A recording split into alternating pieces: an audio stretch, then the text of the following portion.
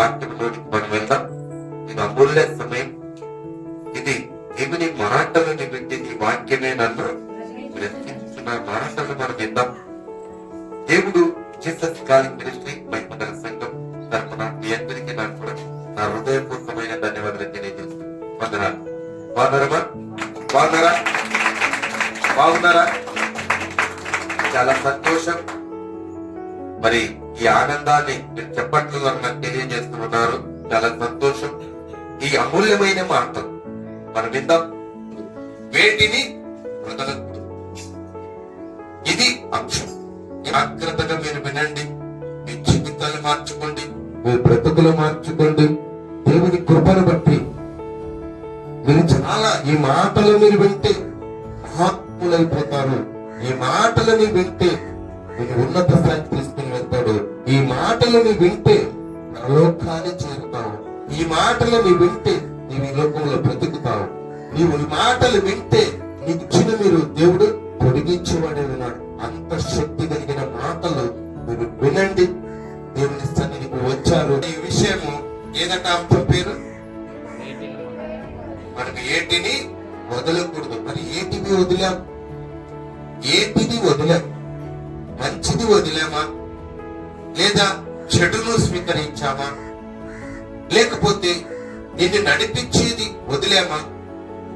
నడిపించలేది మనము కల్పించుకొని ముందుకు వెళ్తూ ఉంటాం. యోహాను రాసిన ప్రకటన గ్రంథం 2వ అధ్యాయము 5వ వచనం. మరి ఏది మేము పోగొట్టుకున్నాము, ఏది మనం వదులుకున్నాము, ఏదైతే దేవునికి ఆశ్చర్యకరంగా ఉన్నదా లేదా అనే విషయాలు మీకు లోతుగా తెలియజేస్తూ ఉన్నాడు పరిశుద్ధాత్మ దేవుడు. బైబిల్ తెరిచి ఆ మాటలు చాలా అలా ఉన్నాయా లేదా పరిశీలించాలని మనస్ఫూర్తిగా కోరుకుంటూ ఉన్నాను. చదువున్నాను. ఏ స్థితిలో నుండి పడితేవో అది నీవు జ్ఞాపకము చేసుకొను, మారు మనస్సు పొంది ఆ మొదట క్రియలను చెయ్యము. మొట్టమొదటి ఏమంట? మారు మనస్సు పొంది. మొదటి నుంచి చదువు. నీవు ఏ స్థితిలో ఉన్నావు,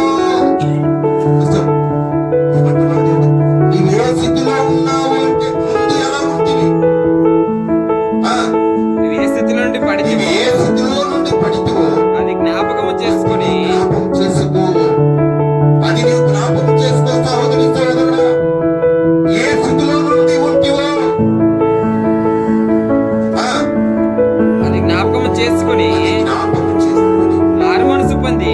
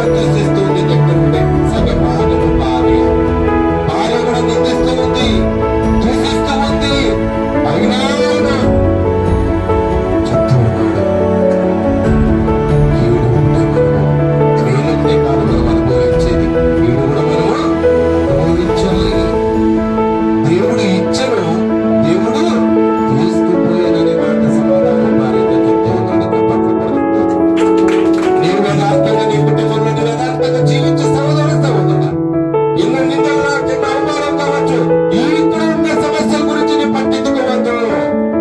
ఈ ఆత్మను రక్షించే దేవుడు ఆయన పైన ఉన్నాడు, ఆకాశం నుండి ఉన్నాడు, పరిశీలిస్తూ ఉన్నాడు, ఆకాశం నుండి చూస్తూ ఉన్నాడు, ఆ యథార్థత చూస్తూ ఉన్నాడు, హృదయాలు చూస్తూ ఉన్నాడు, అంతరంగం ఎరిగిన దేవుడు. దేవుడు యథార్థత దేవుడికి తెలిసింది, దేవుడికి తెలిసింది. అందుకే ఆయన చూసే దేవుడు అంటున్నాను, పరిశీలించే దేవుడు అంటున్నాను. అర్థమవుతుందా? ఎన్నో మాటలు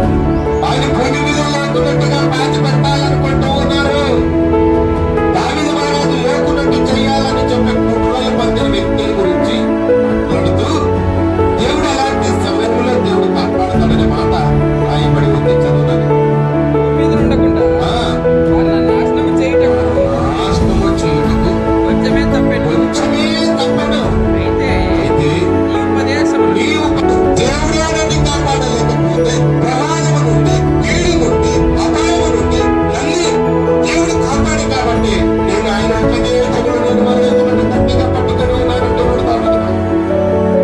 అర్థమవుతుందా? ఎన్నో మాటలు ఎన్ని మాటలంటే ఆరో మాటలు కూడా వెళ్తాం. అప్రస్తుడైన పౌలు గారు ఎబ్రీయులకు రాసిన పత్రిక నుండి 6వ అధ్యాయము 10-11